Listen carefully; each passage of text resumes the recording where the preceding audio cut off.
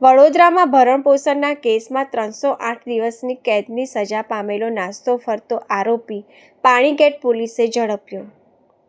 વડોદરા શહેરના police commissioner Narasimha Kumar તથા ઉચ્ચ પોલીસ અધિકારીઓની સૂચનાથી Panigate police inspector A.B. Patel અને સર્વેલન્સ ટીમે સજા વોરંટના કામે નાસ્તા ફરતા આરોપીઓને પકડી પાડવા ખાસ ઝુંબેશ હાથ ધરી હતી.